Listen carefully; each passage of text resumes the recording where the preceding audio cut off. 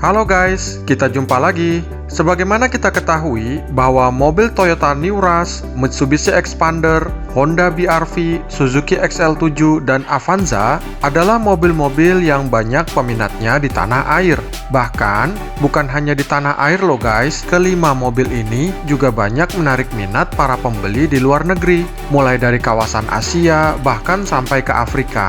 Tapi sayangnya nih guys, pada kelima mobil ini, untuk versi produk yang dijual di dalam negeri, ternyata cukup banyak fitur yang dikurangi, alias di-downgrade, dibandingkan dengan versi yang dipasarkan di luar negerinya. Meskipun alasan utama adalah karena alasan harga jualnya, namun semestinya untuk fitur-fitur utama yang sifatnya penting dan mendasar, seharusnya tetap tersedia di pasaran tanah air ya guys, sebagai alternatif pilihan. Kira-kira apa saja sih fitur dari kelima mobil ini yang tidak tersedia pada versi dalam negerinya dibandingkan dengan versi luar negerinya? Yuk kita ikuti video ini, namun subscribe dulu bagi yang belum ya. 1. Toyota New Rush. Pada New Rush, fitur yang paling terlihat jelas adalah AC digitalnya, di mana AC digital New Rush versi luar negerinya sudah sangat lengkap fiturnya, meliputi mode pengaturan arah semburan AC baik ke kaki dan atau ke kepala, serta adanya pengaturan defogger depan, yang mana fitur AC ini tidak selengkap versi New Rush dalam negeri, yang tidak ada mode semburan AC ke kaki dan defogger depan. Jadi sayang sekali kan guys, kenapa fitur AC yang penting ini tidak tersedia pada New Rush atau Terios dalam negeri. Selain itu, pada mobil New Rush versi luar negeri, head unitnya juga sudah memiliki fitur Android Auto dan Apple CarPlay untuk konektivitas ke handphone. Sudah dilengkapi dengan kamera 360 derajat yang sangat bermanfaat untuk parkir atau melintasi jalanan sempit, jok kursi berbahan kulit yang nyaman dan mewah. Kemudian tersedianya dash kamera untuk merekam peristiwa di depan dan belakang mobil, tersedianya blind spot monitoring system pada kaca spion yang berguna untuk keselamatan ketika berbelok, adanya pre-collision system untuk membantu pengereman otomatis, serta adanya penambahan body kit sporty pada bagian depan, belakang, dan samping. Bagaimana menurut kalian? Apakah kedepannya New Rush yang ada di tanah air perlu lebih disempurnakan atau diperlengkapi fitur-fitur? 2. Mitsubishi Expander. Mobil yang sangat fenomenal kehadirannya di tanah air ini, yang sempat disebut sebagai Avanza Xenia Killer ini, juga hadir di beberapa negara di luar negeri loh guys, karena memang mobil ini banyak memberikan manfaat bagi pengguna. Tapi sayangnya, terdapat perbedaan sangat mencolok antara versi dalam negeri dan luar negerinya loh guys, dimana pada versi luar negerinya, head unit yang tersedia sudah berukuran 9 inci, yang lebih nyaman untuk digunakan, serta sudah dibekali kamera 360 derajat sebagai standar yang berguna untuk memudahkan parkir atau melintasi jalanan sempit. Sedangkan untuk head unit Expander Cross versi luar negerinya, sudah ada fitur navigasi tanpa harus terhubung ke handphone. Luar biasa bukan? Selain fitur tersebut, pada Expander versi luar negeri, jok kursinya juga sudah berbahan kulit yang terasa lebih nyaman dan mewah. Tersedia juga dash kamera untuk merekam segala peristiwa di bagian depan dan belakang mobil, tersedianya tambahan lampu stop di bagian bumper belakang,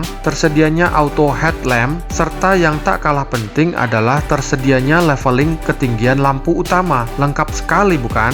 Bagaimana menurut kalian? Perlukah Expander versi dalam negeri selengkap itu fiturnya? 3. Honda BR-V. Honda BR-V merupakan produk yang cukup banyak diminati baik di dalam dan juga di luar negeri, karena BR-V merupakan mobil yang mesinnya paling canggih, paling bertenaga, dan juga paling irit bahan bakar di kelasnya. Namun sayangnya nih guys, Honda BR-V yang ada di dalam negeri saat ini kalah lengkap fiturnya dengan yang ada di luar negeri, di mana pada versi luar negerinya, BR-V sudah dilengkapi dengan pedal shift pada bagian setir yang membuat pengendaraan mobil ini menjadi yang paling paling canggih dan nyaman di kelasnya. Sehingga sangat disayangkan untuk versi dalam negerinya kenapa hal ini tidak ada. Selain itu, pada BRV versi luar negeri, AC digitalnya juga sudah menyediakan rear defogger untuk mengatasi embun saat hujan di kaca belakang. Sudah tersedianya leveling ketinggian lampu utama, dan yang penting juga, lampu utamanya yang jenis proyektor sudah dilengkapi dengan fitur otomatis. Jadi cukup disayangkan ya guys, kenapa BRV versi dalam negeri kita tidak dibuat selengkap itu. Bagaimana menurut kalian? Apakah perlu?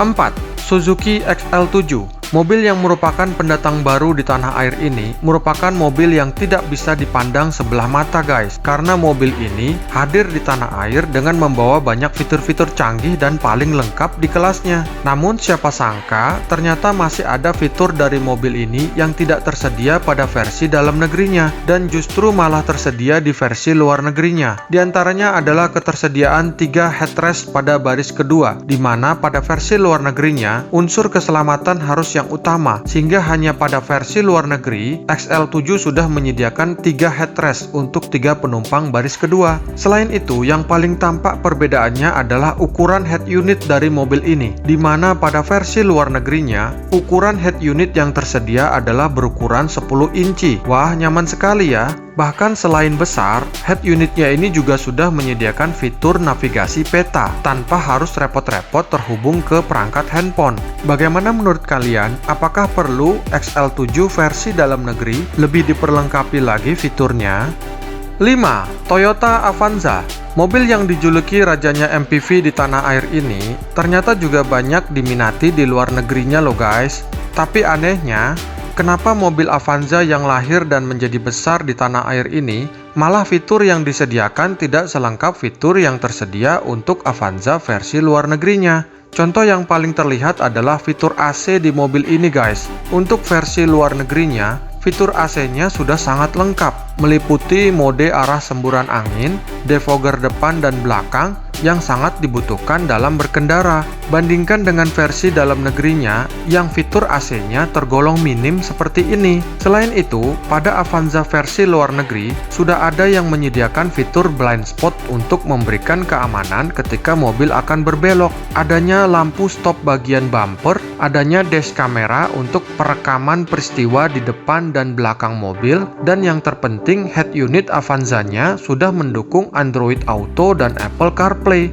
Jadi cukup ironi kan guys, kenapa Avanza yang lahir dan berkembang dan terkenal di dalam negeri, tapi justru fiturnya lebih lengkap untuk yang versi luar negerinya. Bagaimana menurut kalian? Demikian guys, semoga video ini bermanfaat ya. Sampai ketemu di video selanjutnya. Bye!